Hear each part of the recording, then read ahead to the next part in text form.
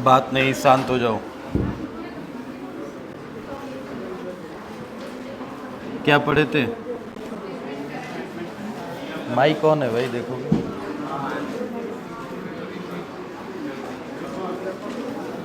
Displacement current formula आ गया था। एकदम शांत हो जाओ, पहले पीछे आवाज़ नहीं आनी चाहिए।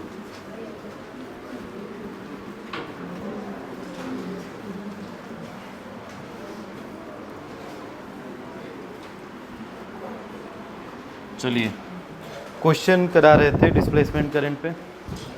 लिखिए, क्वेश्चन लिखिए। क्वेश्चन दिए भी हैं?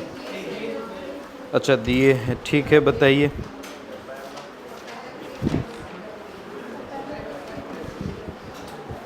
क्या था question? A parallel plate capacitor.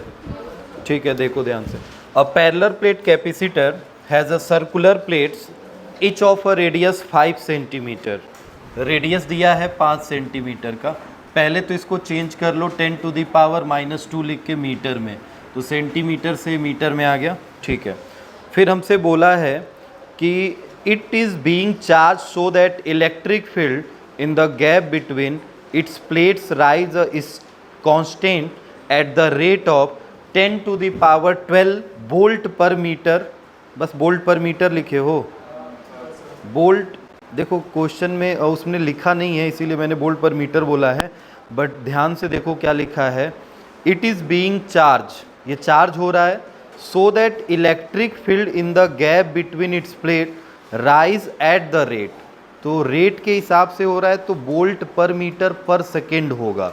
मतलब कहीं ना कहीं इलेक्ट्रिक फील्ड राइज कर रहा है रेट के हिसाब से। तो क्या electric field per unit time होगा, जिसकी वैल्यू गिवन है कितनी, 10⁻12 वोल्ट पर मीटर पर सेकेंड। बस यहाँ पे ठीक है भाई, वोल्ट पर मीटर पर सेकेंड। ठीक है, अब हमसे क्या पूछा है, what is the displacement current. क्या डिस्प्लेसमेंट करंट निकाल लेंगे? क्यों भाई, क्या डिस्प्लेसमेंट करंट निकाल लेंगे? कितना आया है, किसी का आया है आंसर? 0.07 आंसर आ रहा है, आया है किसी का? ठीक है, 0.6 भी सही है। डिस्प्लेसमेंट करंट का फॉर्मूला देखो, ID is equal to epsilon naught d phi by phi, electric field का लेना है, फ्लक्स वाला, electric flux. Then epsilon naught की वैल्यू बताइए, 10⁻, इलेक्ट्रिक फील्ड, फ्लक्स में देखो इलेक्ट्रिक फील्ड दिया है तो फ्लक्स को चेंज करना पड़ेगा। तो सर फ्लक्स को चेंज करेंगे तो E.A होता है, डॉट हटा दीजिए क्योंकि एंगल की बात कर नहीं रहा है, तो थीटा को 0 लिया होगा, तो EA cos थीटा तो हो जाएगा A, और DE/dt क्या ऐसे लिख सकते हैं? अरे ध्यान से देखो, फ्लक्स को ही हमने क्या लिखा है, E.A, डॉट हटाया cos थीटा, थीटा 0 हो गया क्योंकि पैरेलल प्लेट है, तो इलेक्ट्रिक फील्ड जिधर चल रहा है उधर ही क्या ले लिया गया है, एरिया वेक्टर। तो दोनों के बीच में एंगल कितने डिग्री, 0, तो थीटा 0, तो E.A ओपन होगा तो कितना हो गया होगा, EA cos थीटा, थीटा की वैल्यू 0 है तो EA ओनली तो बचेगा, यही इलेक्ट्रिक फ्लक्स कहलाएगा। तो EA रख दिया हमने। E को यहाँ पे रखा है इसलिए क्योंकि देखो मुझे डायरेक्ट इसकी वैल्यू गिवन है, DE/dt हमें पता है डायरेक्ट, तो इसकी वैल्यू उठा के रख देंगे। एरिया की जगह पे क्या लिख देंगे, πr², क्योंकि प्लेट कैसा है, सर्कुलर। बस उठा के सॉल्व कर दो। मल्टीप्लिकेशन करना है भाई, 8.85 10⁻⁻12 d/dt का मतलब 10⁻+12, पाई की वैल्यू रख लीजिए 3.14 इंटू रेडियस कितना है 5, तो 5 का स्क्वायर 25, 10 का पावर -4, क्योंकि स्क्वायर है तो इसका स्क्वायर कर दीजिए पूरे का, तो हो जाएगा 5 का 25 और ये 10 का पावर -4, ये पूरा इससे ख़त्म हो गया। इसका मल्टीप्लाई करिए, जो है इसमें मल्टीप्लाई करिए, 10 का पावर -4 है। आंसर आ रहा है 0.07 या 0.06 भी आ रहा है, वो भी सही है। ठीक है, करंट है तो यूनिट अभी भी क्या होगा, एम्पियर में ही होगा। ऐसा नहीं है कि यूनिट बदल जाएगा, यूनिट एम्पियर में ही रहेगा। ठीक, लिखिए next question. The voltage between the plate, the voltage between the plate of a parallel plate capacitor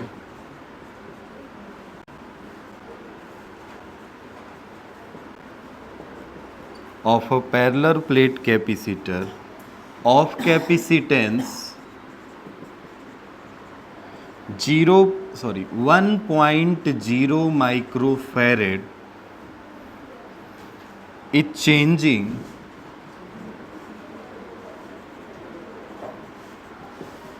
at the rate of 5 volt per second, what is the displacement, current in capacitor? ठीक है, solve करिए, जल्दी बताइए, answer बताइए। Syllabus print out कराए हो? सारे subject का सिलेबस है आपके पास? नहीं, समय नहीं मिल रहा होगा, क्या करोगे?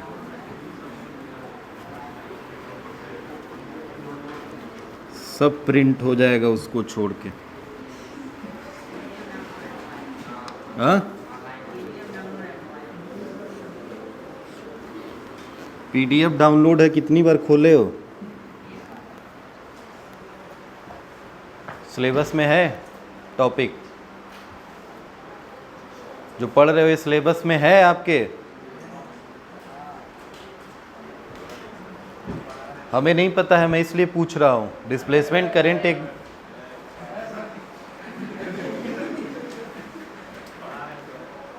ऐसा नहीं है कि जो पढ़ा रहा हूँ वो सिलेबस में है, पहले ध्यान से देख लिया करो डिस्प्लेसमेंट करंट है कि नहीं है।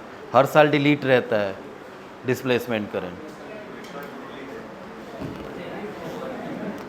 इसीलिए पहली चीज़ तो ये है कि आपको क्या पढ़ना है बोर्ड के लिए। बोर्ड के लिए लिमिटेड है चीज़ें, तो उस लिमिटेड चीज़ों को ही पढ़ना है आपको।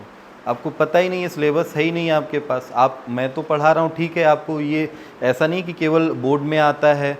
जो टॉपिक बोर्ड में डिलीटेड है वो आपके कॉम्पिटिटिव एग्ज़ाम में आ रहे हैं, तो जाहिर सी बात है आप पढ़ रहे हैं उसी के लिए कि कहीं बाद में आप अगर रिवीजन कर रहे हो तो आपको ये सब पता हो कि क्या हो रहा है क्या नहीं। मगर बोर्ड के हिसाब से देखें तो बहुत सारी ऐसी चीज़ें हैं डिलीटेड हैं। अब मुझे एग्जैक्ट इस साल का नहीं पता है, आप सिलेबस खोल के देख लीजिएगा। इस साल हो सकता है हो, बट डिस्प्लेसमेंट करंट कई बार 2 सालों से मैं देख रहा हूँ डिलीटेड था। अभी मैं चेक कर ले रहा हूँ।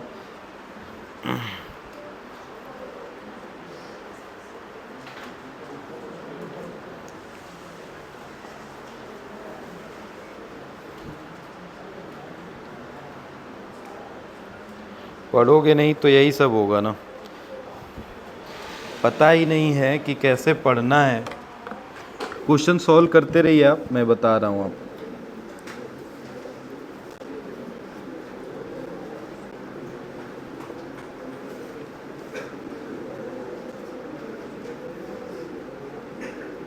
आप 24-25 है ना आपका सिलेबस?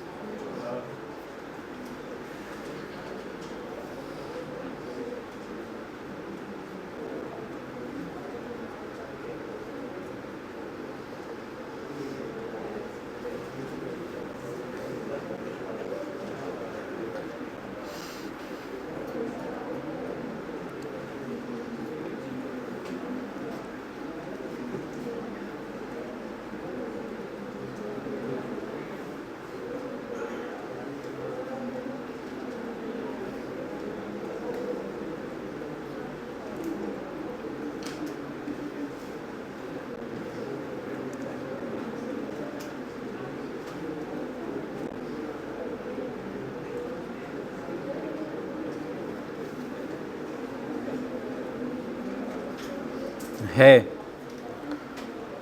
बस देखो क्या लिखा है इस पूरे चैप्टर में हमें क्या क्या पढ़ना है। Basic idea of displacement current, ठीक है, electromagnetic waves, there characteristic, transverse nature, transverse nature में डेरिवेशन है जो कि मैं हर साल कराया हूँ और पिछले साल से लगभग उसका डेरिवेशन ख़त्म हो गया है। तो बस लिखा है क्वालिटेटिव आइडियाज़ ओनली, बस उसका हमें मतलब समझना है what is the transverse nature.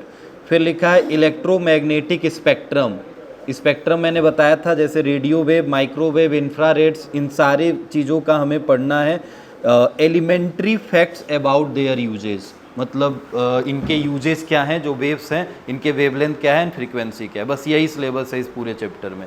Board में अब इतना सा आना है, मैं अगर पढ़ाऊँ तो आपको पूरा इस चैप्टर में आपको हर एक चीज़ पढ़ना है जो मतलब पेपर में आता है। जैसे मान लो हर्ट्ज़ का एक्सपेरिमेंट है, ट्रांसवर्स नेचर आप पढ़ते हो, उसमें पूरा इंटीग्रेशन डिफ्रेंसिएशन करके डेरिवेशन है।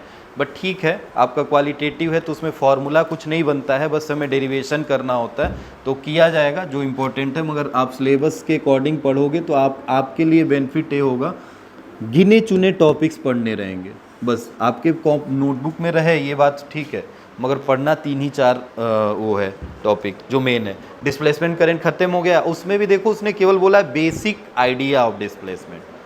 बेसिक आइडिया ऑफ डिस्प्लेसमेंट का मतलब बस आपको फॉर्मूले से मतलब है थोड़ा सा, और थोड़ा सा आप कैसे वो लाया गया है, मैंने जितना बताया वो चीज़ें बस आपके समझने के लिए थी। उससे कोई कहानी आप बना के लिख भी दोगे तो ठीक है, नहीं भी याद है तो आपको क्वेश्चन जो आएगा वो बेसिक आइडिया का ही आएगा। अब इसमें फिर अगला दिया है इलेक्ट्रोमैग्नेटिक वेव, तो मैंने बताया इलेक्ट्रोमैग्नेटिक वेव्स अभी स्टार्ट हुआ है, अब इसके बाद वही पढ़ना है। ठीक है, चलिए आगे बात करेंगे। एलसी ऑक्सीलेशन, ऑक्सीलेशन कुछ है ही नहीं, जो मैं पहले बता रहा था कि इस चैप्टर में हम पढ़ेंगे ये सब, वो कुछ है ही नहीं, कोई बात नहीं। बताइए इसका आंसर आया। कैपेसिटेंस कितना दे रखा है, 1 माइक्रोफैरेड, 10⁻⁻⁶ लिख देते हैं, ठीक है। और थोड़ा ध्यान से देखो, बोला है प्लेट का कैपेसिटर इतना है, voltage between the plate of the parallel capacitor is charging eight the rate, तो वोल्टेज का चार्ज हो रहा है भाई dV/dt। ध्यान से देखो, voltage between the plate of parallel plate capacitor जिसकी वैल्यू इतनी है, वो चार्ज हो रहा है एट द रेट ऑफ इतने से वोल्ट पर सेकेंड। तो जाहिर सी बात है क्या यही यूनिट होगी, वोल्ट पर सेकेंड, 5 दिया है, ठीक है। दूसरा ध्यान से देखिए क्या दिया है, व्हाट नहीं, अब कुछ इसमें क्वेश्चन में अब हमें दिया ही नहीं है, फिर हमसे उसने बोल दिया कि what is the displacement current in a capacitor. बस एक चीज़ थोड़ा सा ध्यान से समझना है कि क्वेश्चन में हमें इसके अलावा कुछ दिया नहीं है, तो कौन सा फॉर्मूला लग सकता है, कोई सोच के बताए। एक चीज़ तो पहले सर इलेक्ट्रिक फील्ड को लिखो, फ्लक्स को लिखो, फ्लक्स हटा दो, डिस्प्लेसमेंट करंट पूछा है तो फ्लक्स की ज़रूरत पड़ेगी। फ्लक्स कितना होता है sir, EA। Sir electric field से हमें पोटेंशियल में आना है, निकाल सकते हो सर इलेक्ट्रिक फील्ड से पोटेंशियल में, क्या E = dV/dr होता है क्या, याद है। अरे इलेक्ट्रिक फील्ड पोटेंशियल ग्रेडियंट के इक्वल होता है माइनस साइन के साथ, माइनस को हटा दो कोई दिक्कत नहीं है, मतलब V/r, r का मतलब दोनों प्लेट के बीच का डिस्टेंस है, तो r न लिख के क्या लिख दें, L, D, जो भी लिखना है लिख दीजिए, वो स्मॉल डिस्टेंस है। सर यहाँ से बताइए इलेक्ट्रिक फील्ड की वैल्यू क्या V/L मिल गई है, उठा के रख देंगे, फाई = V/L इंटू में क्या हो गया A। बताओ पैरेलल प्लेट कैपेसिटर है जिसका कैपेसिटेंस गिवन है, चलिए उठा के सारी वैल्यू रख लो, सारी वैल्यू उठा के रख दो, अब फॉर्मूले में बनाओ। डिस्प्लेसमेंट करंट का फॉर्मूला होता है ε0 d∅e अपॉन में कितना dt। सर फाई की वैल्यू हमें पता है, अभी मैंने बोला या तो ये लिखें या तो ये, तो हमें भी पता है तो हम ये वाला लिखेंगे, तो सर ये लिखेंगे तो कितना हो जाएगा, भी को तो यहीं रहने दीजिए क्योंकि देखिए dV/dt डायरेक्ट पता है हमें, तो बचा क्या A/L, तो इसको लिख लीजिए यहाँ पे, L लिखने से अच्छा मैं बच जाता हूँ D लिखने से। तो आपको याद होगा ये फॉर्मूला किसका होता है, क्या पैरेलल प्लेट का कैपेसिटेंस याद है, पैरेलल प्लेट का कैपेसिटेंस A∈0/d, क्या वही C है क्या, पैरेलल प्लेट का कैपेसिटेंस है क्या ये बस हो गया ख़त्म। ID = C dV/dt, क्या C पता है, यस, क्या dV/dt पता है, रख दो ID मिल जाएगा।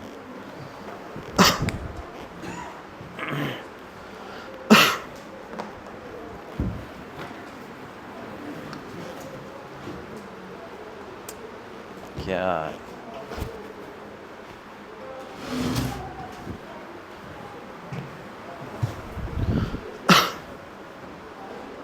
हो गया? सॉल्व कर लेना। इसका आंसर आ रहा है 5 माइक्रोफेरेड आ जाएगा। वो तो आएगा ही, 5 बन जा 5 तो 5 माइक्रोफेरेड नहीं, एम्पियर, माइक्रो एम्पियर करेंट पूछा है ना, तो माइक्रो एम्पियर।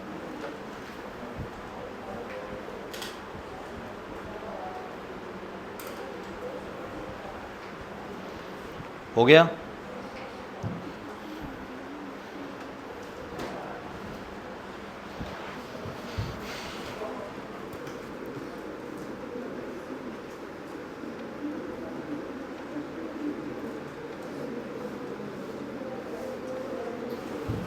एक लास्ट क्वेश्चन करो इस पे,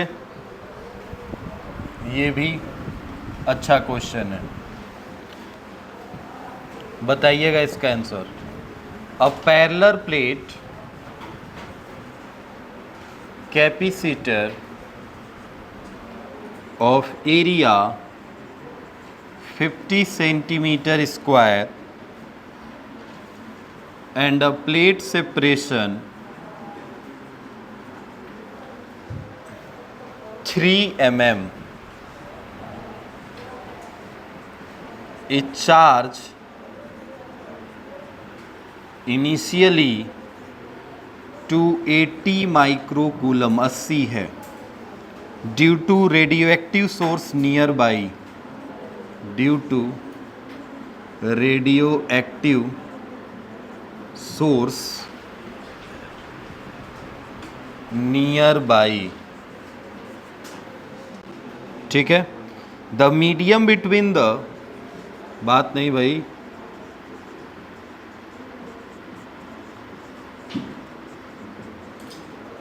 the medium between the plate lose a charge, charge को लूज कर रहे हैं initially at the rate of 1.5 into 10 to the power -8 coulomb per second. What is the magnitude of displacement current?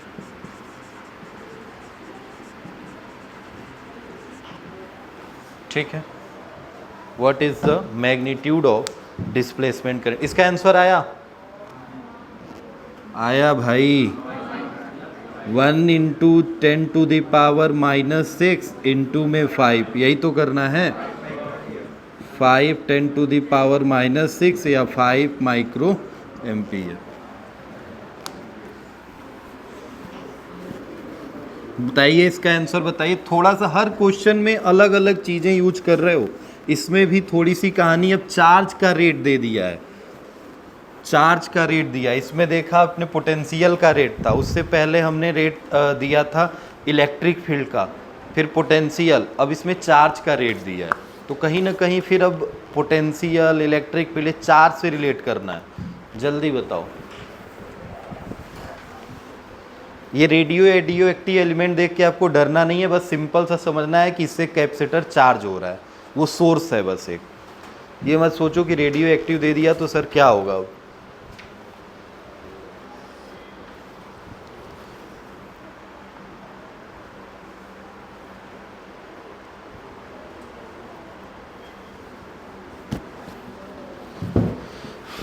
जल्दी बताइए।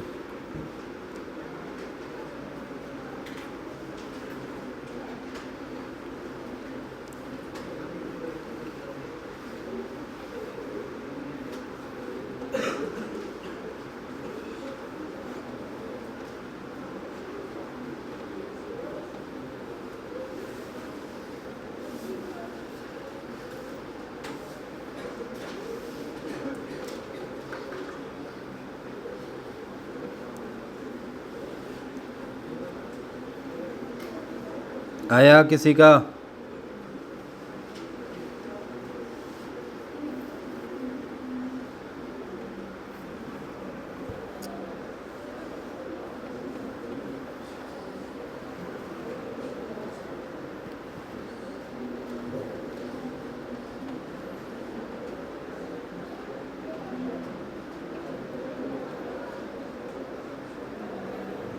नहीं कर पा रहे हो ना?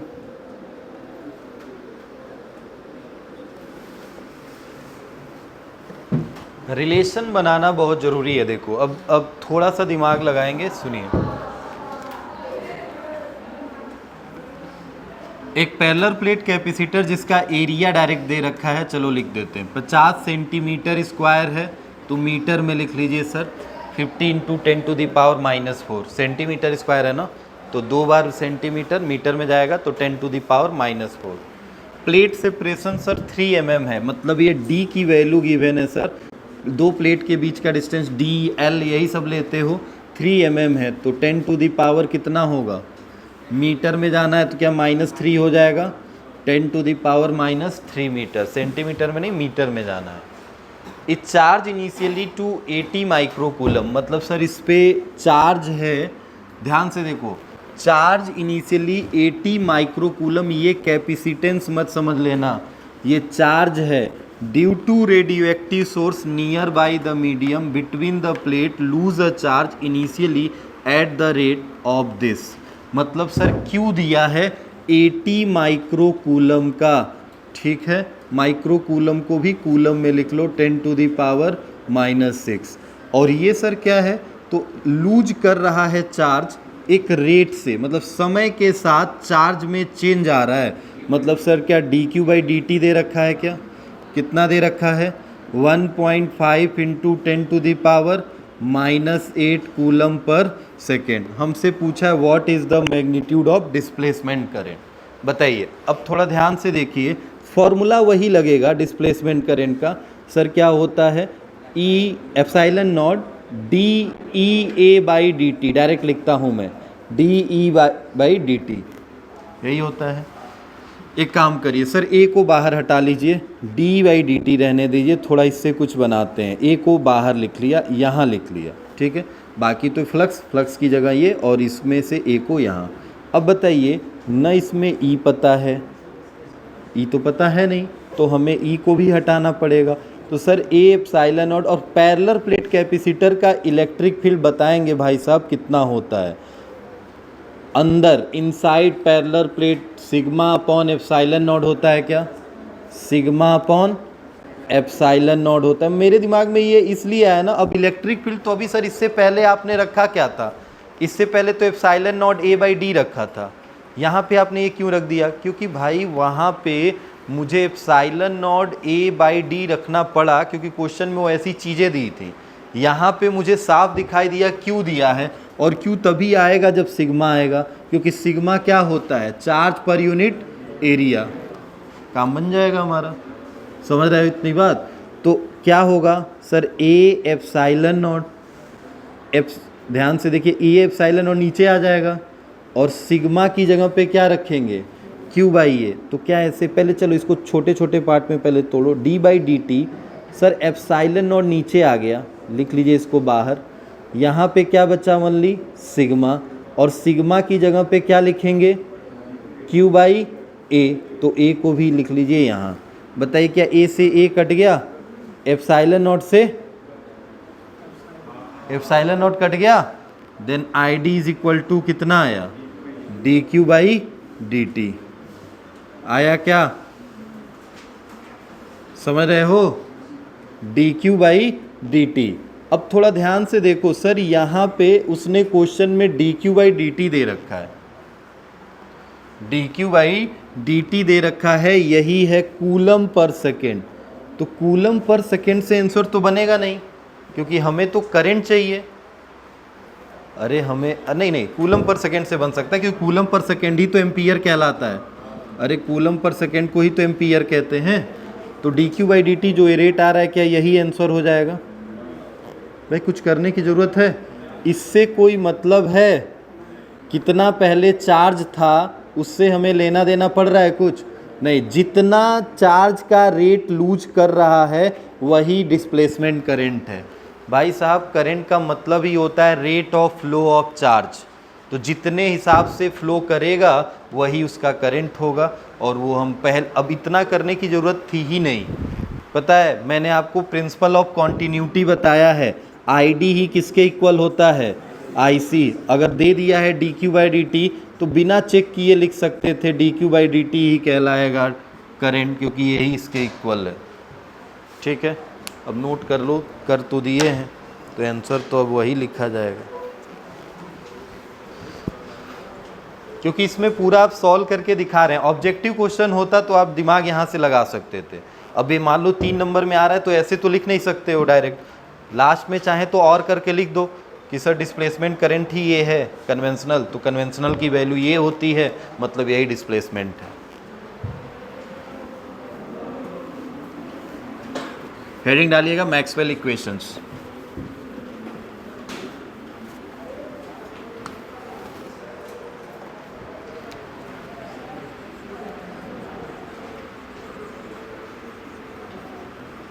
मैक्सवेल्स इक्वेशन लिखिएगा पहला, वो नोट हो गया? थोड़ा स्पीड बढ़ाओ फटाक से। मैक्सवेल इक्वेशंस,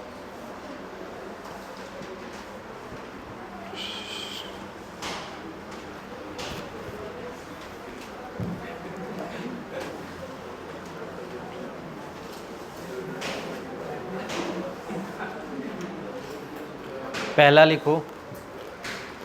मैक्सवेल इक्वेशन में 4 इक्वेशन मैंने बोले थे, मैक्सवेल ने 4 इक्वेशन दिए थे। अब देखो इनके 4 का यूज तो मैं तुम्हें यहाँ पे नहीं बताऊंगा, मगर आपको याद रखने हैं कि मैक्सवेल ने 4 इक्वेशन जो दिए थे उसमें से एक एम्पियर सर्किटल लॉ का मॉडिफिकेशन वाला था, याद होगा आपको बताया गया था, वो भी एक इक्वेशन है। तो मैक्सवेल के टोटल 4 हैं। पहला जो इक्वेशन है उसमें लिखिएगा Maxwell equation of Gauss law of electrostatic, Gauss law of electrostatic. ठीक है, इसमें लिखिएगा एक लाइन, इसके आगे डैश करके आगे लिखिएगा इलेक्ट्रोस्टैटिक है, इलेक्ट्रोस्टैटिक। ठीक है, डैश करके आगे लिखिएगा this law state that, same वही गॉस लॉ पढ़े हो ना, तो बस वही लिखना है। This law state that the electric flux through a close surface S, through a closed surface S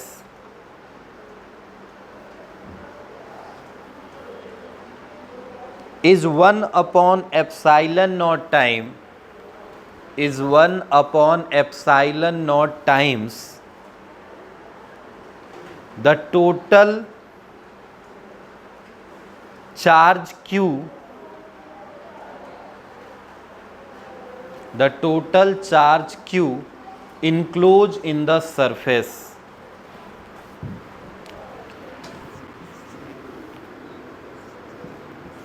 E dot d s is equal to Q upon epsilon naught, पढ़ा है ना, ये तो गॉस का थ्योरम है।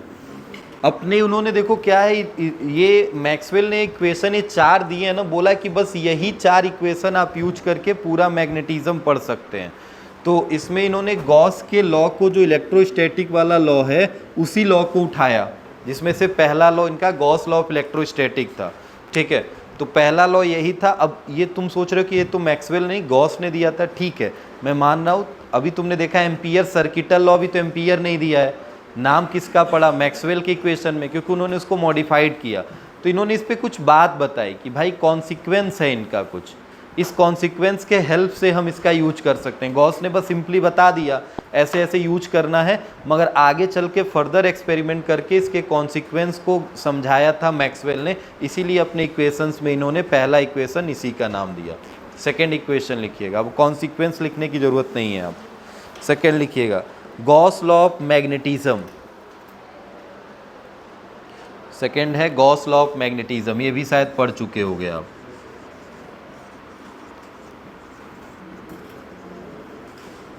लिखिएगा according to this law, according to this law the magnetic flux through, the magnetic flux through any closed surface, the magnetic flux through any close surface is zero. Magnetic flux B dot d s is equal to zero. ये है Gauss law of magnetism. B dot d s is equal to zero पूरे surface के लिए। पूरे surface के लिए magnetic flux जो होता है क्लोज सरफेस के लिए हमेशा क्या होता है, जीरो होता है। ठीक है, तीसरा लिखिएगा Faraday law of electromagnetic induction. तीसरा है Faraday law of electromagnetic induction. क्या हुआ?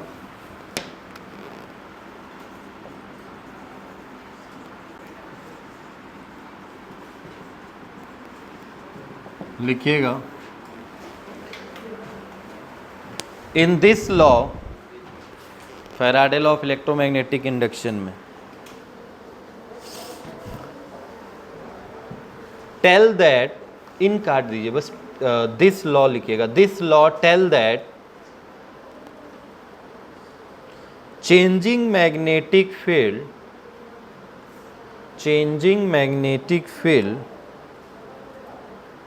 induce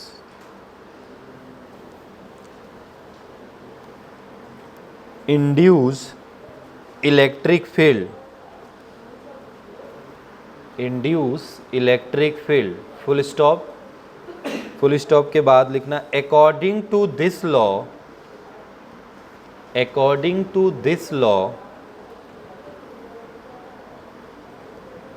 the induced EMF set up in a closed circuit C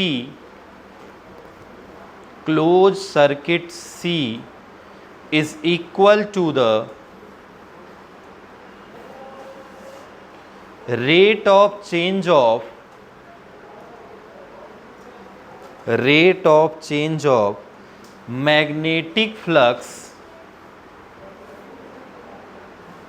link with the rate of change of a magnetic flux link with a closed circuit।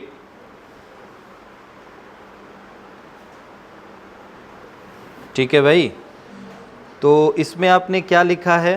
पहले लिखा है कि changing magnetic field जो होता है ना सर, उसकी वजह से क्या प्रोड्यूस होता है, इलेक्ट्रिक फील्ड।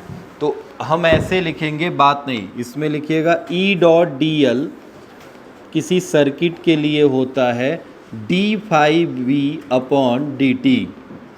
ठीक है, E डॉट डी एल मतलब किसी भी इलेक्ट्रिक फील्ड के लेंथ के अकॉर्डिंग अगर मैग्नेटिक फ्लक्स का देखो चेंज हो रहा है तो मैग्नेटिक फ्लक्स के चेंज से क्या प्रोड्यूस होता है, इलेक्ट्रिक फील्ड। तो क्या यहाँ से इलेक्ट्रिक फील्ड की वैल्यू निकाली जा सकती है अगर मैग्नेटिक फ्लक्स का चेंज तुम्हें पता है।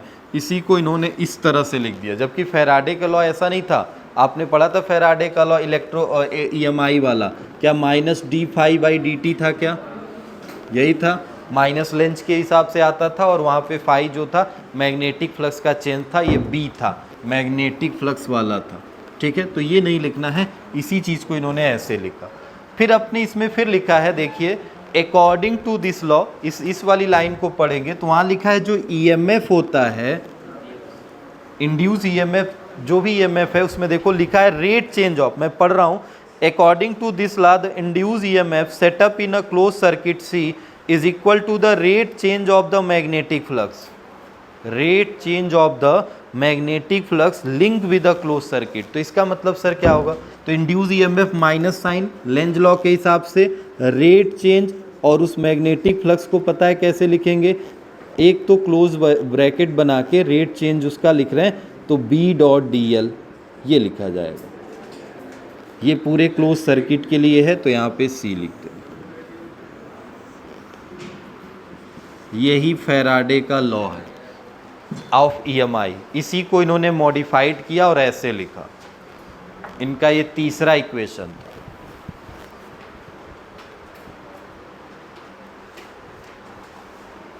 हो गया। फोर्थ लिख लीजिए, नोट कर लीजिए आप। चौथा तो आप लिख ही लिए हो, तो मैं नीचे लिख रहा हूँ, मॉडिफाइड एम्पियर सर्किटल लॉ। पढ़े हो ना एम्पियर सर्किटल लॉ? बहुत इम्पोर्टेंट टॉपिक है वो एम्पियर सर्किटल लॉ, पेपर में बहुत बार आया है, तो ध्यान से पढ़ लेना अगर नहीं पढ़े हो तो। एम्पियर सर्किटल लॉ क्या है, फॉर्मूला क्या है, उस पर एक न्यूमेरिकल करके कई बार लगातार पेपरों में आया हुआ है, बहुत इम्पोर्टेंट टॉपिक है। इसीलिए कह रहे थे सिलेबस निकाल के एक बार देख लो, और जो जो चीज़ें इम्पोर्टेंट हैं नहीं आपको पता है तो किसी टीचर से या कहीं आपके पास बहुत सारे सैम्पल पेपर्स होंगे प्रीवियस ईयर के, एक दिन बस बैठ के केवल यही करना है। हम सैम्पल पेपर उठाएंगे, 10 साल का पेपर देखेंगे, 10 साल के पेपरों में लगातार कौन से क्वेश्चन लगातार रिपीट हुए हैं। ऐसे बहुत सारे क्वेश्चन हैं जो हर एक साल के अल्टरनेट गैपिंग में कॉन्टीन्यूअस पूछे गए हैं बोर्डों में। जैसे इसमें एम्पियर सर्किटल लॉ है, लेंस मेकर फॉर्मूला है, ठीक है। ऐसे ही जो क्वेश्चन आप पढ़ रहे हो जैसे YDSC है, यंग्स डबल स्लिट एक्सपेरिमेंट है, हर साल पेपर में आए हैं। जितने भी हमारे लॉस हैं उसमें से कौन कौन से लॉ रूल्स जो हमने पढ़े हैं, जैसे फैराडे का लॉ हो गया। अब इलेक्ट्रॉनिक इंस्ट्रूमेंट अगर हम बात करें, हम फिर ऑप्टिकल इंस्ट्रूमेंट की बात करें, जैसे अभी माइक्रोस्कोप, टेलीस्कोप पढ़ोगे तो इनमें से हर साल एक माइक्रोस्कोप, टेलीस्कोप आता है। जैसे अभी तुम इलेक्ट्रॉनिक इंस्ट्रूमेंट पढ़ रहे हो तो इलेक्ट्रॉनिक इंस्ट्रूमेंट में आपने ट्रांसफार्मर पढ़ा है, जनरेटर पढ़ा है। ऐसे अभी और आगे जाओगे तो रेक्टिफायर पढ़ोगे, PN जंक्शन डायोड पढ़ोगे। तो ये सारे हमारे इलेक्ट्रॉनिक इंस्ट्रूमेंट हर साल रिपीट हुए हैं। बस इतना ही पढ़ लोगे, जिनको केवल पास होना है, और पास मतलब अच्छा नंबर नहीं तो फिर भी 30-40 नंबर तो आराम से आ जाएंगे फिजिक्स में, कहीं नहीं गया है बोर्ड में। 40 नंबर आप करके लाओगे 70 में, गारंटी है। बस इतनी चीज़ों पे वर्क कर लोगे तो एक चार्ट बनाएंगे कि कौन से क्वेश्चन रिपीट हुए हैं, बस वही सिलेबस में उसी पे टिक कर देंगे। अलग अलग कलर का पेन लेंगे और रेड कलर वाले पेन को टिक करके लिख देंगे कि ये कॉन्टीन्यूअस रिपीटेड है। और कुछ ऐसे होंगे जो थोड़े से कम इम्पॉर्टेंट होंगे, जो कई बार वो भी आए हैं, जो नए नए क्वेश्चन हो सकता है बना के दिए गए हों, उनको किसी ब्लू या ग्रीन कलर के पेन से टिक कर लेंगे कि ये मोस्ट इम्पॉर्टेंट से थोड़ा सा कम है। और बस उन्हीं को एक बार रिवाइज कर लेंगे पेपर के टाइम में, या अभी से उसी पे वर्क कर देंगे। बाकी जो पढ़ रहे हैं वो तो पढ़ ही रहे हैं। क्या हुआ? क्या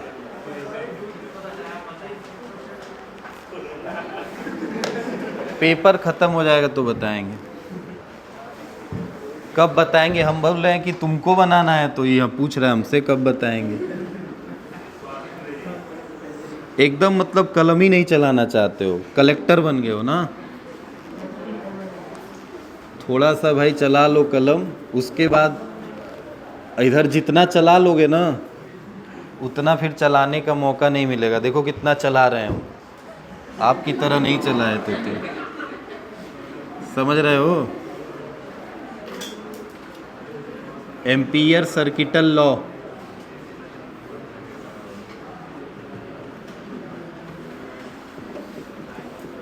जब बन जाओगे कलेक्टर ना तो बस ऑटोग्राफ ही देना रहेगा।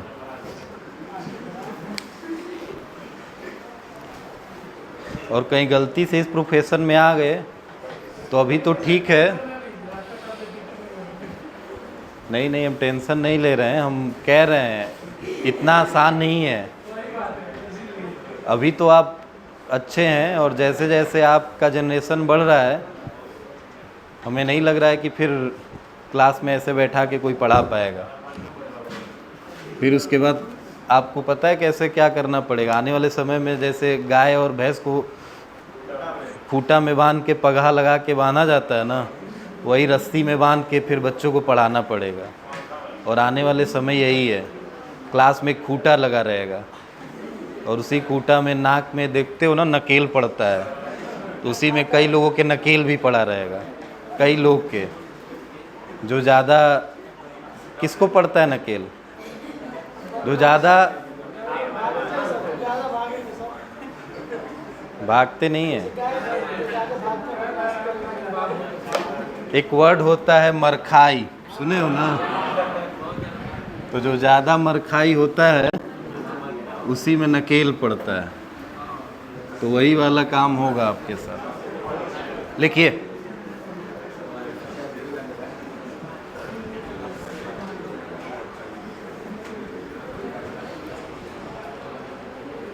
सिलेबस के अकॉर्डिंग पढ़ो, कुल मिला के कहना है, ठीक है। वो जो आप बता रहे इम्पोर्टेंट टॉपिक है वो हर साल बताया जाता है, तो बताया जाएगा, मगर आपका भी कुछ फ़र्ज बनता है कि आप थोड़ा सा वर्क करिए। मेन सब्जेक्ट जैसे अभी देखो, बात नहीं, आपके फिजिक्स, केमिस्ट्री, मैथ और बायो जिसमें भी हो आप, इन तीन पे तो आपको एकदम करना है। आप हर साल देख रहे हो पेपर में किसी न किसी एक पेपर में बच्चों का बैक ज़्यादा रहता है, हर साल की ये कहानी है। एक साल बच जाते हैं फिजिक्स से तो हो सकता है केमिस्ट्री में लटके हों, केमिस्ट्री से बच जाएंगे तो मैथ्स में लटके हों, बायो में तो मैं नहीं कहूँगा, मगर मैथ्स में, फिजिक्स में और केमिस्ट्री में तो बहुत एकदम मान के चलो, अगर नहीं पढ़े हो तो निकल नहीं पाएगा। अभी सोचो बोर्ड की ये हाल है, अब आपसे मैं ये बात करना ही बेकार लगता है, और वो भी इस कैमरे के सामने, कि मैं पढ़ा रहा हूँ जेई नीट और कह रहा हूँ बोर्ड के लिए पास हो जाओ। तो भाई ये शर्म की बात है ना, आपको वर्क करना चाहिए।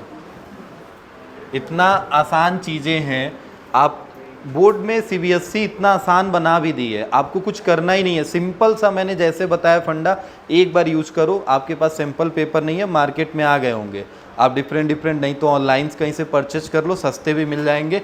अरिहंत का ले लो, किसी अच्छे पब्लिकेशन का, लोकल पब्लिकेशन पे मत जाना, किसी अच्छे पब्लिकेशन का ले लो, अरिहंत ओरिहंत का कोई भी एक अच्छा पब्लिकेशन आता है, उससे आप सिंपल 10 साल का सैम्पल पेपर रहेगा।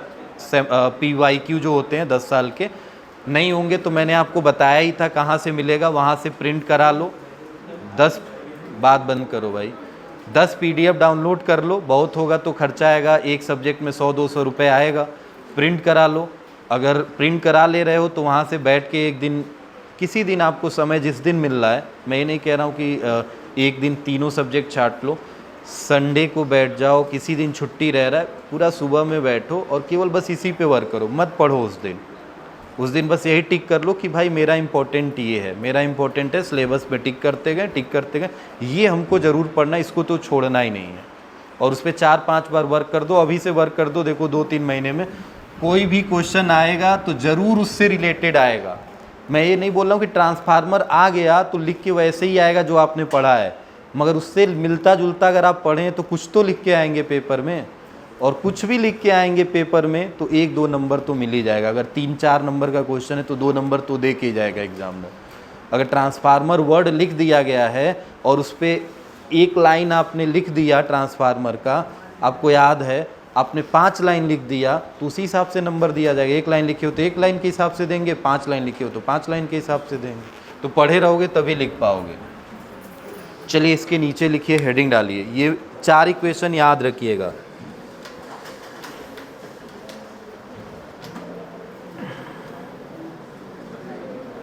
Maxwell prediction of electromagnetic wave.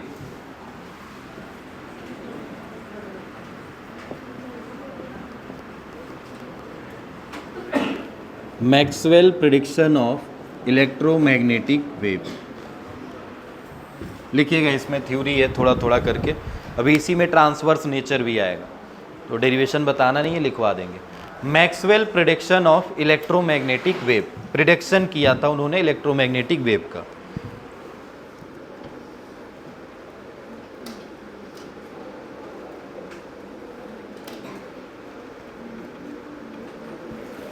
लिखो, इन 1865 1865 में Maxwell theoretically predict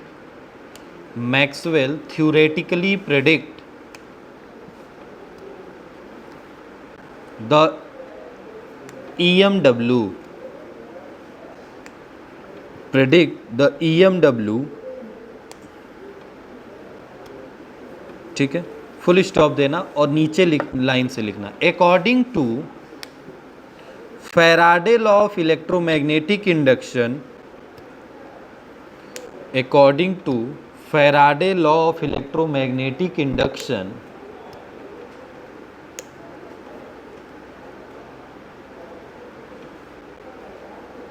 a time varying magnetic field, a time varying, time के साथ बढ़ने वाला, चेंज होने वाला, time varying magnetic field is a source of changing electric field.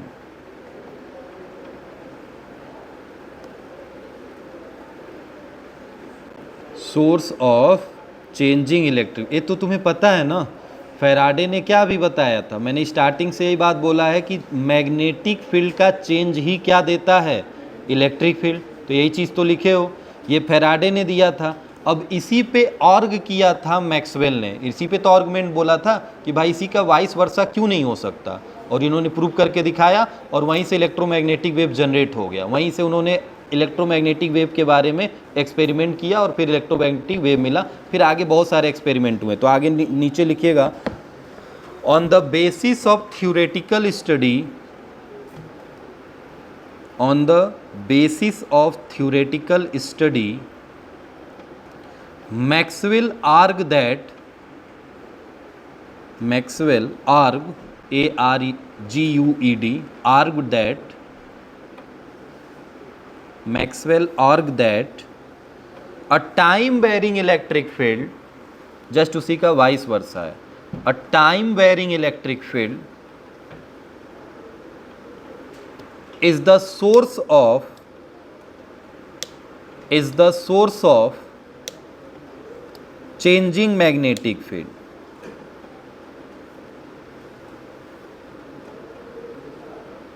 Source of changing magnetic field, ठीक है, फुल स्टॉप दे दो, खत्म हुआ। भी इसके नीचे से लिखना है, एक लाइन छोड़ के लिखना।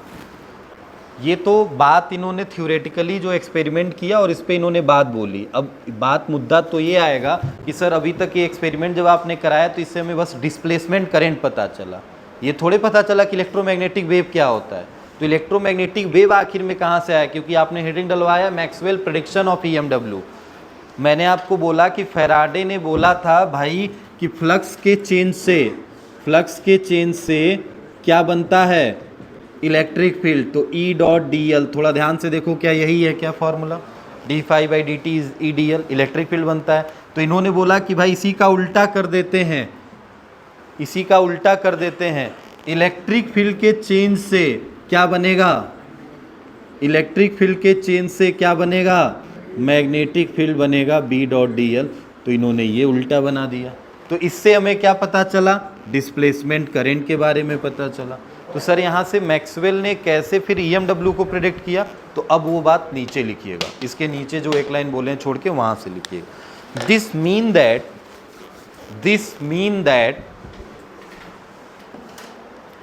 changing in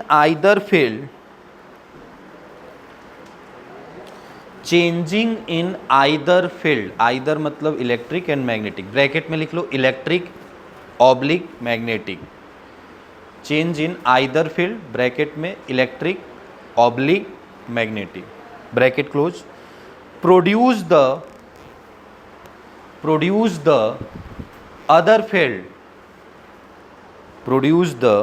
other field, full stop. Next line से मतलब पॉइंट वाइज करके इसको लिख रहे हो, पहला पॉइंट हुआ, दूसरे में लिखना Maxwell further so that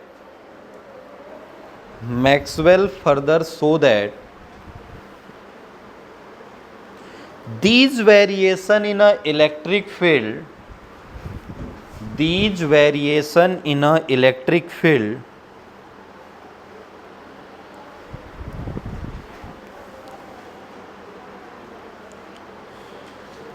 and magnetic field occur in a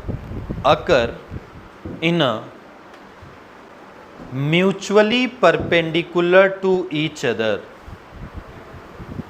occur in a mutually perpendicular to each other.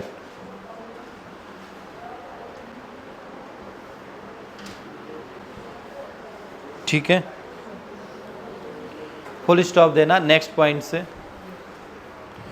he was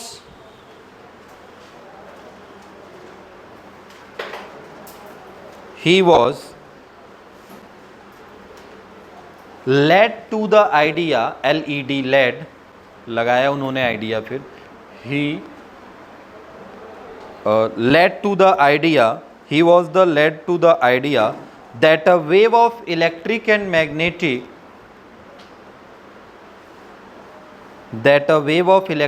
magnetic field both varying with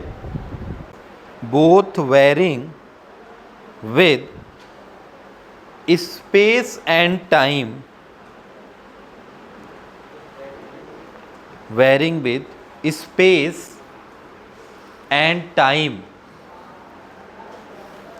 should exist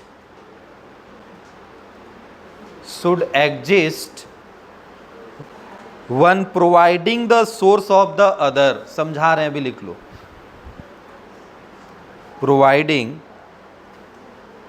should exist one providing the source of other, and such wave is called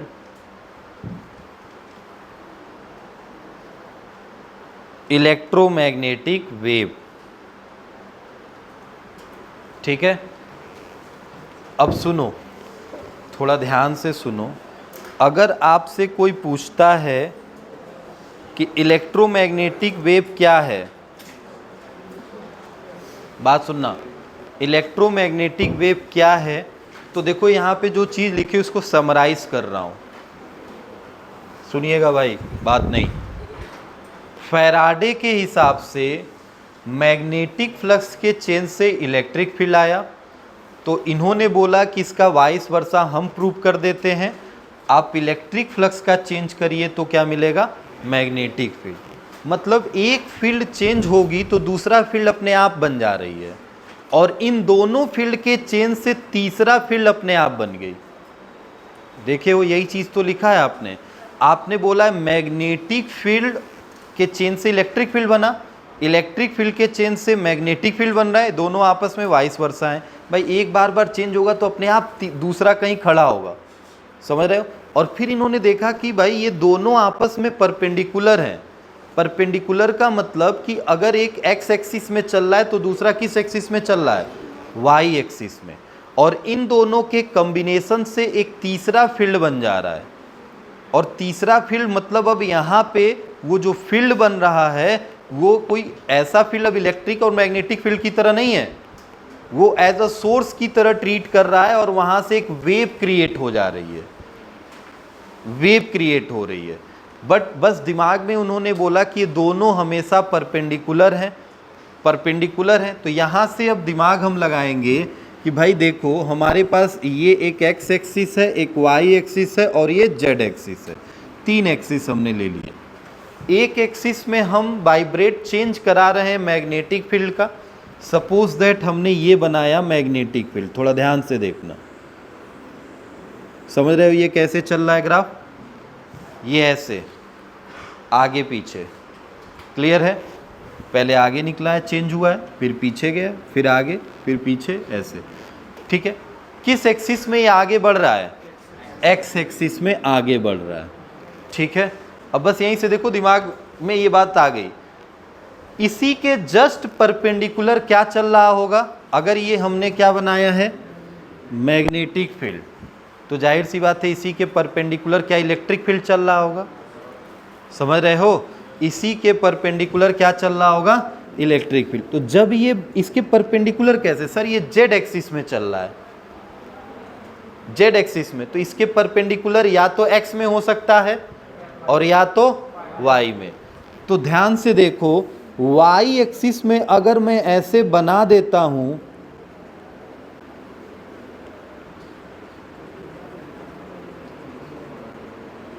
ऐसे बना देता हूं Y axis में, तो ये हो गया electric field, बताओ क्या अब तुमको साफ दिखाई दे रहा है कि एक वाइब्रेट हो रहा है जेड एक्सिस में, एक वाइब्रेट हो रहा है मतलब चल रहा है किस एक्सिस में, और दोनों मिलके किस एक्सिस में चल रहे हैं? क्या ये जो दोनों चल रहे हैं जिस एक्सिस में, क्या यही वेव है क्या? हाँ सर, इन्हीं दोनों के कॉम्बिनेशन से जो नया फील्ड बना है, this is called the EMW। इसी को इलेक्ट्रोमैग्नेटिक वेव कहते हैं। भाई इलेक्ट्रोमैग्नेटिक वेव में नाम ही पता चला, इलेक्ट्रो मतलब इलेक्ट्रिक फील्ड, मैग्नेटो मतलब मैग्नेटिक फील्ड। इन्हीं दोनों के कॉम्बिनेशन से जो वेव फॉर्म होती है उसी को हम क्या नाम देते हैं? Electromagnetic wave. और ये हमेशा ट्रांसवर्स नेचर की होती है, ट्रांसवर्स नेचर की होती है।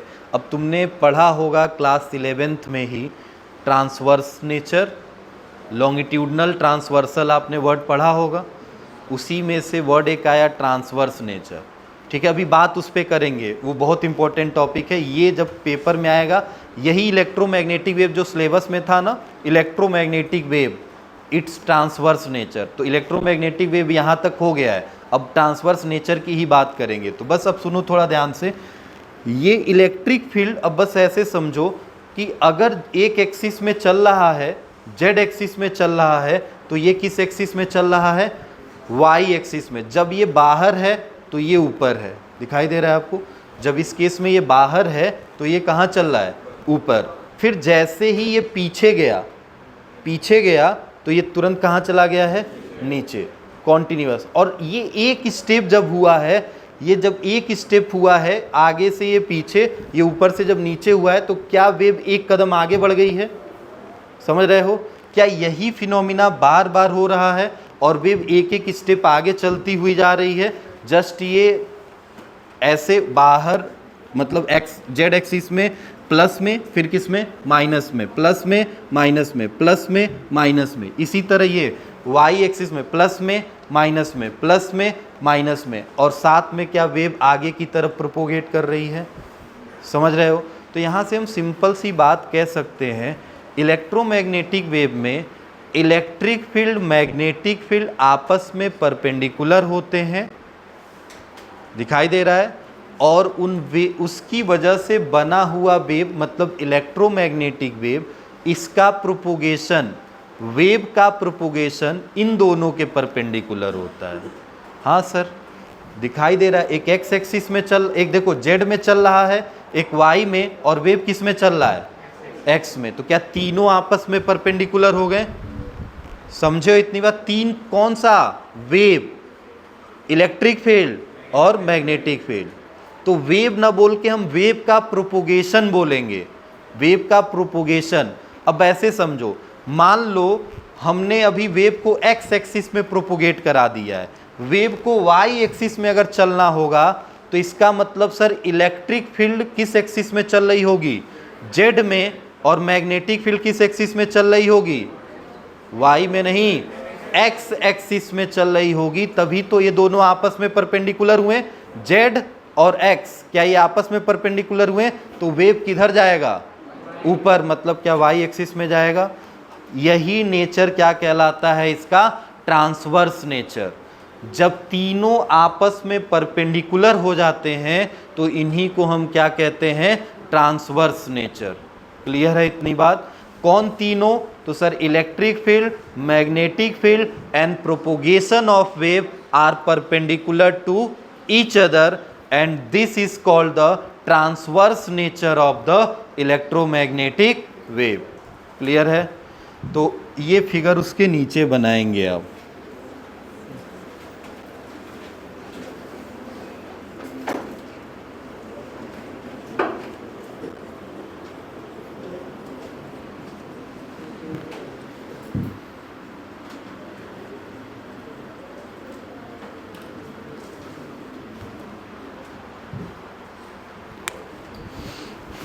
ये जो डॉटेड लाइन है वो इलेक्ट्रिक फील्ड को शो कर रही है, और जो डार्क लाइन है वो मैग्नेटिक फील्ड को शो कर रही है।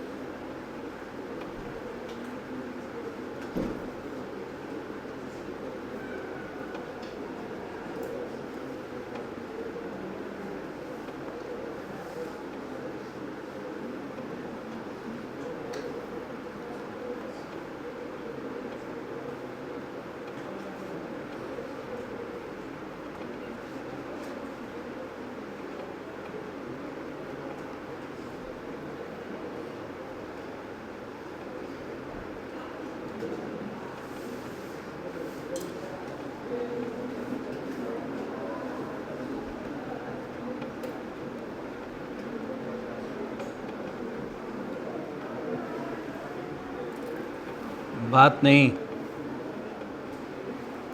हो गया, लिखिए इसके नीचे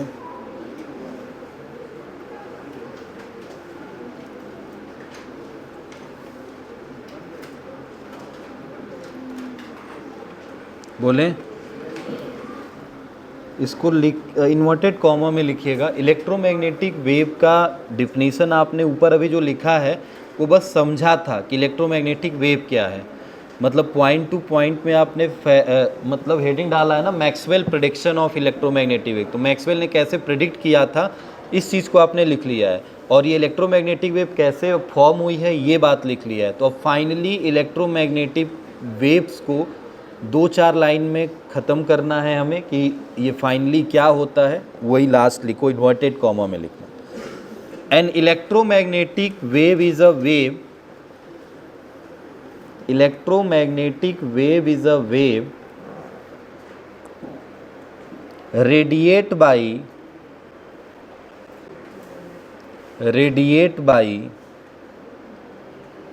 an accelerated charge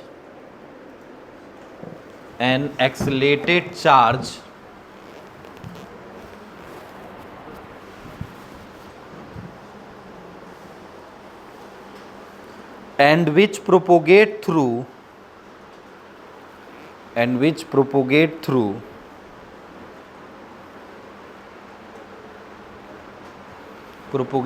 a space as a coupled electric and magnetic field,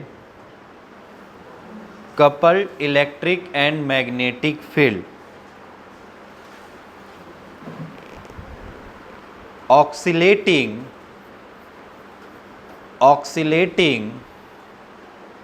perpendicular to each other,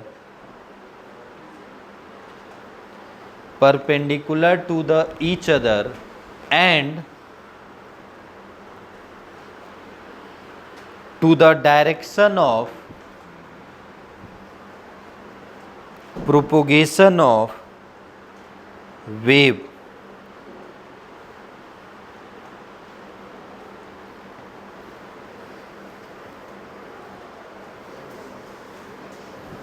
ठीक है, to the direction of propagation of wave. अब सुनो थोड़ा ध्यान से, यहाँ से मैक्सवेल ने एक इक्वेशन भी दिया, बात नहीं, ध्यान से देखिए, यहाँ लिखते हैं मैक्सवेल ने एक इक्वेशन भी दिया। क्या दिया है इस बात को समझिए। ये बताइए, इस अगर ग्राफ के हिसाब से हम देखें, वो इन्वर्टेड कॉमा क्लोज कर देना और यहाँ से सुनना, इलेक्ट्रोमैग्नेटिक वेव की अगर अब जब भी बात होगी तो दिमाग में तुरंत आएगा कि सर इसमें एक इलेक्ट्रिक फील्ड होगा और एक क्या होगा, मैग्नेटिक। तो इलेक्ट्रिक फील्ड में देखो, इलेक्ट्रिक फील्ड का ग्राफ बना रहे हो तो क्या ये ग्राफ ऐसे चल रहा है, और मैग्नेटिक फील्ड का भी ग्राफ क्या ऐसे चल रहा है, और दोनों की वजह से जो वेव प्रोड्यूस हुआ है क्या उसका प्रोपोगेशन ऐसे चल रहा है आगे की तरफ, ये नया वेव बना, नाम है इलेक्ट्रोमैग्नेटिक वेव। सर अब इलेक्ट्रिक फील्ड की मैक्सिमम वैल्यू कितनी है, बात नहीं भाई, आपने जो लास्ट में लिखा है वहाँ पे आपने इन्वर्टेड कॉमा लगा दिया है ना। अब बस एक ट्रांसवर्स नेचर बचा है, वही बता रहा हूँ, बस एक रिलेशन इसमें बचा है, उस रिलेशन को देख लो, ये रिलेशन ख़त्म कर लो, तब हम नीचे बस लिख लेंगे ट्रांसवर्स नेचर। बताओ ये किस एक्सिस में चल रहा था, वाई, तो वाई एक्सिस में मैक्सिमम कितना एम्पलीट्यूड जा रहा था, ई नॉट, नीचे भी माइनस ई नॉट, तो मैक्सिमम क्या मैग्नीट्यूड की बात करेंगे तो केवल ई नॉट होगा। इसी तरह देखो मैग्नेटिक फील्ड किस एक्सिस में चल रहा था, तो जेड एक्सिस में मैक्सिमम कहीं जा रहा होगा ना, बाहर कितना जा रहा है, B naught, maximum B naught जाएगा, यही तो होता है एम्पलीट्यूड जो मैक्सिमम होता है। जैसे करंट जाता था तो आई इज इक्वल टू क्या लिखते थे, आई नॉट साइन ओमेगा टी, क्या यही मैक्सिमम करंट होता था, पीक करंट होता था, तो यही पीक इलेक्ट्रिक फील्ड, और ये पीक क्या हो गया, मैग्नेटिक फील्ड। ठीक है, इन्हीं दोनों के रेशियो को electric field upon magnetic field, इन्हीं दोनों के रेशियो को इन्होंने निकाला है कि भाई इन दोनों का रेशियो जब डिवाइड करोगे ना तो हमें स्पीड ऑफ लाइट मिल जाएगा। तभी तो बोल दिया उन्होंने कि लाइट कैसा वेव होता है, इलेक्ट्रोमैग्नेटिक वेव। इन्होंने बोला भाई अगर E not upon B not करोगे ना तो उसका आंसर क्या आएगा, C, where C is equal to,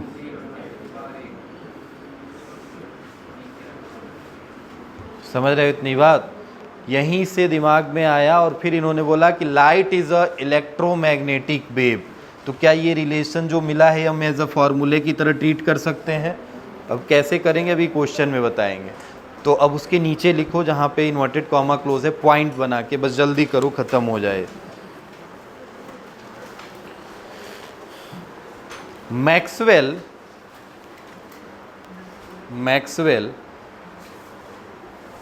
relate the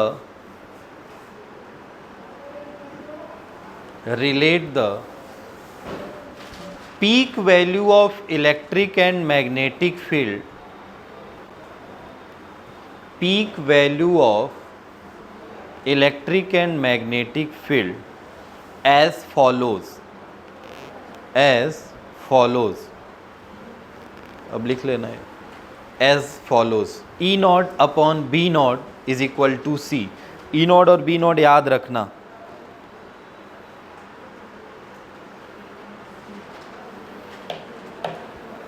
ठीक है भाई। अच्छा, सी की जो वैल्यू है वो याद होगा, आपको बताया गया होगा क्या होता है, ये याद है रिलेशन,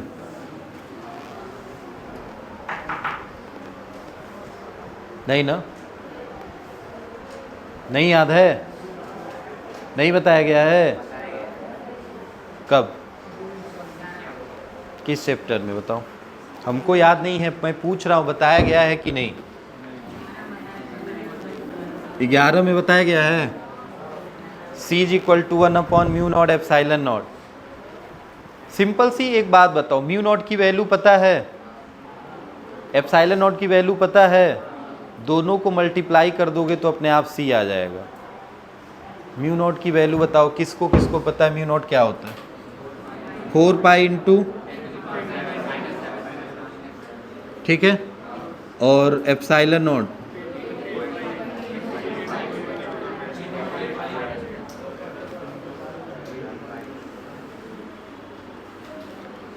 हम ऐसे लिखें, एप्सिलॉन नॉट आता था शायद के, एक कांस्टेंट था उसमें, आता था क्या, ये याद है कितना होता था, आता था सर, के की वैल्यू याद है मुझको, 9 होता था, क्या 4 पाई इधर भेज दें, then 9 into 10 to the power 9 into में किसकी वैल्यू मिल गई, इक्वेशन 1 हो गया और इक्वेशन 2 हो गया। थोड़ा इन दोनों इक्वेशन, ये इसको इधर कर लो, इधर कर लो, तो दोनों के LHS आपस में मल्टीप्लाई करें, इसको भी उल्टा कर लो, इसको भी उल्टा कर लो, तो क्या ये भी उल्टा हो जाएगा, तो सर ये 1 अपॉन म्यू नॉट होगा, तो ये भी क्या हो जाएगा 1 upon 4 pi into 10 to the power, दोनों को मल्टीप्लाई कर दो, तो 1 अपॉन म्यू नॉट इंटू में क्या होगा एप्सिलॉन नॉट। सर ये देखिए ऊपर इसमें क्या चलेगा, 9 into 10 to the power 9 into में 4 पाई चलेगा, और यहाँ सर देखिए थोड़ा ध्यान से, नीचे क्या है 4 pi into 10 to the power, cut गया, हो गया, then 1 upon mu naught into में एप्सिलॉन नॉट, 9 इंटू 16 होगा क्या, अगर हम यहाँ से अंडर रूट ले लेते हैं तो दोनों तरफ अंडर रूट लेना पड़ेगा, समझ रहे हो, या स्क्वायरिंग कर देते हैं दोनों तरफ, तो ऐसे समझो भाई बात नहीं, अगर हम देखो क्योंकि हम यहाँ से रिलेशन बना रहे हैं 1 upon under root mu not epsilon naught, तो यहाँ अगर रूट लगेगा तो क्या यहाँ भी लगेगा, और ये रूट से जब बाहर आएगा तो इसकी वैल्यू कितनी हो जाएगी, देन 1 अपॉन 1 को रूट में लिखो ना लिखो कोई फर्क पड़ेगा क्या, then mu naught epsilon naught की वैल्यू कितनी आ गई, और क्या यही सी कहलाता है क्या, तो क्या ये रिलेशन बन गया? समझ रहे हो? 1/μ0 इज इक्वल टू सी। सी का एक रिलेशन ये है, इसलिए मैंने बताया क्योंकि एक रिलेशन यहाँ पे भी है, E0/B0 होता है ये सी, और एक रिलेशन ये मैं पहले ही बताया हूँ, 11th में क्वेश्चन आ चुका है। ठीक है, आपको उसमें यूनिट एंड मेजरमेंट में मैंने बताया होगा, अगर आप यूनिट एंड मेजरमेंट पढ़े हैं तो वहाँ पे डायमेंशन फार्मूला निकालने के लिए पूछा था, what is the dimension formula of this. तो आप बस सिंपल क्या लिख दोगे? क्यों? क्योंकि सर यही तो स्पीड ऑफ लाइट है, और स्पीड का डायमेंशन फार्मूला क्या होता है? LT पे -1। तो उतना निकालने की ज़रूरत है आपको नहीं, बस LT -1 कर दीजिए। अब मैं पूछूं इसका डायमेंशन फार्मूला क्या है, तो क्या निकालोगे बैठ के? नहीं। क्या स्पीड ऑफ लाइट, स्पीड का डायमेंशन फार्मूला ही इसका ही होगा क्या? तो LT -1। समझ रहे इतनी बात? क्लियर? चलिए हेडिंग डाल दीजिए, transverse nature of EMW। Transverse nature of EMW, ये डाल के अब हेडिंग छोड़ दीजिए, इसी पे बात करेंगे, ट्रांसवर्स नेचर ऑफ EMW पे।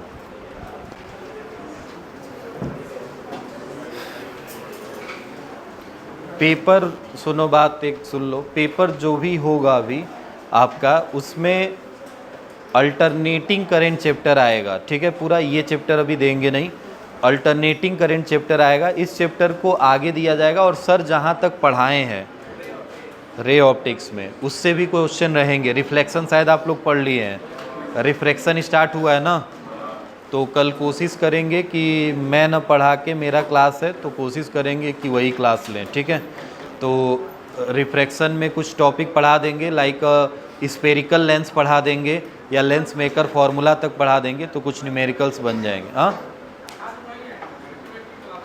हाँ आज आएंगे, कल भी एक क्लास ले लेंगे, तो 2 क्लास में कुछ कवर हो जाएगा कुछ हद तक।